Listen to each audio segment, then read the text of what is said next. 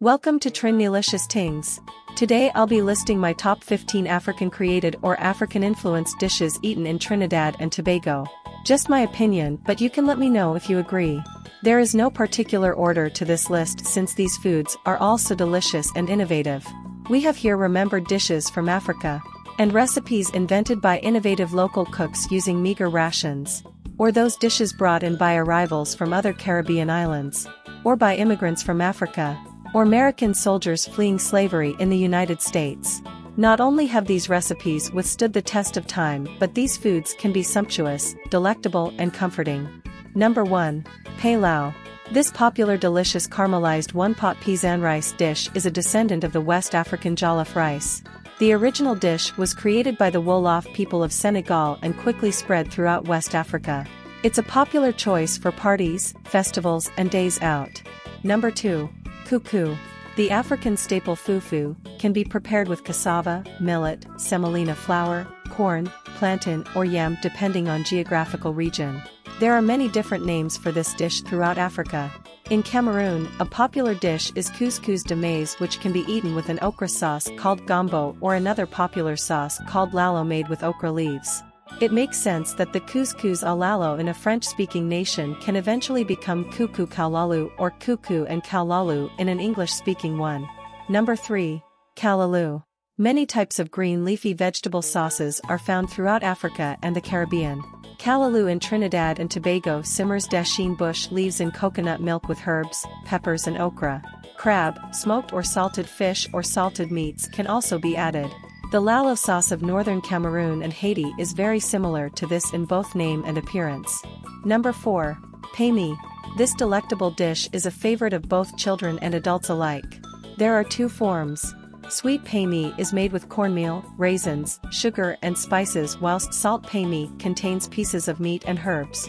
The name paimi is used for this dish in Trinidad and Tobago and St. Lucia, but it is called dukanu in Jamaica and konki in Barbados and Guyana. The Ghanaian kenki and Nigerian or Cameroonian koki corn are similar to this but are made with fermented corn. The native Amerindians also have dishes, such as the corn boy or cassava pone, which are similar to paimi in appearance or texture. Number 5. Accra. This dish is based on the West African akara, which is made from black-eyed peas and may or may not include dried fish. Akara is the Yoruba word for bread or pastry. The Trinidad and Tobago akara commonly uses a wheat flour base to which herbs, onions and flaked salted fish are added. These delicious, crunchy, savory, bite-sized balls are often made for breakfast or as a snack and can be eaten alone, with a porridge or in a sandwich. Number 6. Pounded yam. This very common African staple is a hearty filling side dish most often paired with a soup, a stew or a sauce. It can also be made with cassava, plantains, green bananas or other root vegetable. There was a time when most rural Afro-Trinbagonian households would have had a large mortar and pestle reserved for the preparation of this dish. Number 7. Stewed chicken. In this method of cooking chicken or another type of meat, the marinated meat is caramelized and a carefully selected combination of herbs, ginger, pimentos, hot peppers, tomatoes or coconut milk are used to create the desired flavor. Sumptuous cooked meat and a rich gravy perfect for spooning over rice, ground provisions, pounded yam or other accompaniment is the result. A popular traditional Sunday lunch in many households would consist of stewed chicken, stewed pigeon peas or red beans, rice, callaloo, macaroni pie and a green salad. Number 8. Coconut bake. This family-sized flatbread has a dense but light texture with a heady coconut smell and flavor. It is enjoyed hot with butter, cheese, saltfish boljol, smoked herring, fried plantain or the filling of your choice. Years ago, coal pots were often used, with a fire on top and fire below technique, to cook the popular roast-bake version of this flatbread. Number 9. Fried bake. This much enjoyed breakfast fried bread can be eaten with boljol, smoked herring, eggs or any filling you choose.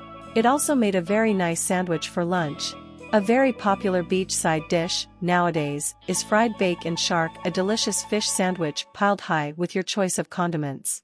A lighter, more airy version of this bread, called float, uses yeast as its leavening agent, whilst the more common fried bake uses baking powder. Number 10. Chili bibi. This is also known as asham in some Caribbean countries. This name comes from the Ghanaian Akon word for parched and ground corn. Dried ground corn is sweetened with sugar and spices. Asham also goes by the names of brown George in Jamaica, Kasham in Grenada and Sham in Belize. Number 11. Moruga Hill rice or Creole rice. This African dryland red-grained rice variety was brought to Moruga in Trinidad by the Americans from the Low Country in the U.S. state of South Carolina. This highly nutritious hill or Creole rice has a delectable nutty flavor and a great mouth feel when cooked. Usually served on special occasions, it can be traditionally prepared by slowly simmering in seasoned coconut milk and then eaten with stewed meats, callaloo and bene. Number 12. Bene balls, sticks and wafers. The bene seeds, also known as sesame seeds, were brought by slaves from Africa and eaten for good luck. Bene balls and sticks are created by mixing bene seeds into molasses or syrups and then shaping into these sweet and delicious treats. Bene wafers are made by shaping the mixture into flatter, crunchier rounds. These sweets were also made by the Gullah people of South Carolina. Number 13. Tulum. This black, sticky, chewy sweetmeat is another confection also produced by the Gullah people of the southern United States. A mixture of grated coconut, molasses and spice is formed into desired shapes after cooking. Tulum has a very rich flavor and is still a favorite of many. Number 14. Oil down. Oil down or rundown is often made with breadfruit but can be adapted to a wide range of root or other vegetables. The ingredients are boiled or steamed in a deliciously seasoned coconut milk mixture until a thick gravy rich in coconut oil is created. Salted meat or fish can often be added for extra flavor, but these can also be omitted, leaving the dish vegetarian or vegan friendly. Number 15. Local soups. A variety of soups were developed by the African slaves and the working class to stretch insufficient rations, small bits of poor cuts of meat or salted beef and pork into the hearty, nutritious, sumptuous and filling meals required to keep large families sustained through a day of hard work. Available fresh vegetables, dried peas or beans and dumplings of various types were all used to add more bulk and thereby create these satisfying dishes.